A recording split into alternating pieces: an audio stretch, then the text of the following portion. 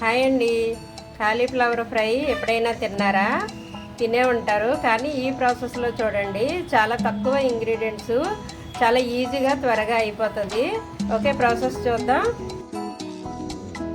ఇదిగో చూద్దామండి ప్రాసెస్. నేను కడాయి పెట్టుకుని 1 స్పూన్ ఆయిల్ వేసాను. 1 స్పూనే కొద్దిగా పచ్చిశనగపప్పు వేస్తున్నాను. దీనికోసం ఎక్కువ ఆయిల్ అవసరం లేదండి. కావలసిన పదార్థాలు చూపిస్తున్నాను. ఇదిగో వెల్లుల్లి, ఆవాలు, జీలకర్ర, ఎండుమిర్చి. ఓకేనా? పప్పు కొద్దిగా వేగిన తర్వాత వేద్దాము.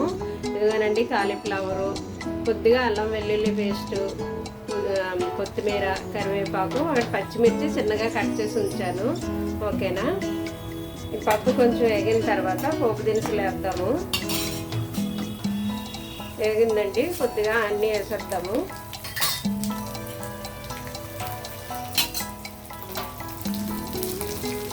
కొంచెం వేగాయండి.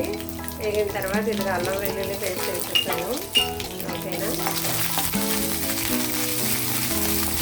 ఇది కాలీఫ్లవర్ వేసేద్దామండి.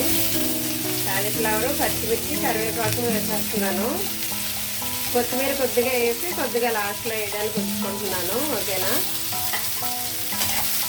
ఇవన్నీ కలిపేసి ఇప్పుడు పసుపును, సాల్ట్ యాడ్ చేద్దామండి. ఇందులో కారం వేయను, కారం లేకుండా ఉంచుతాం అన్నమాట ఇది. అందుకే పచ్చిమిర్చి చిన్నగా కట్ చేస్తాను. ఆ పచ్చిమిర్చి ఘాటు తర్వాత లాస్ట్లో మనం బ్లాక్ పెప్పర్ యాడ్ చేస్తాం, మిరియాల పొడి.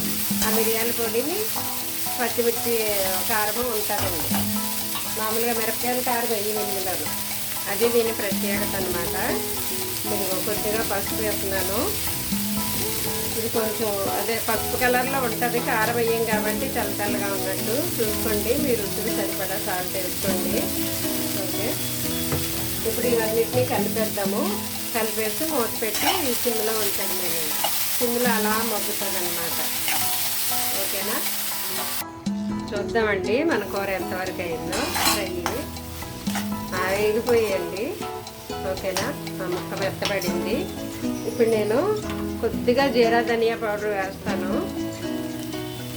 జీరా ధనియా పౌడరు, కొద్దిగా బ్లాక్ పెప్పర్ అండి, మిరియాల పొడి, అవి చిటికెడు. ఓకేనా? ఎందుకంటే కారం వేయలేదు, దీని ఘాటే వస్తుంది. కొద్దిగా కొత్తిమీర, అంతే. కలిపేసి ఇప్పుడు మనం దీన్ని డిష్ అవుట్ చేద్దామండి. ఓకేనా? అయిపోయింది, డిష్ అవుట్ చేయడమే అయిపోయింది. డిష్ అవుట్ చేయడమే.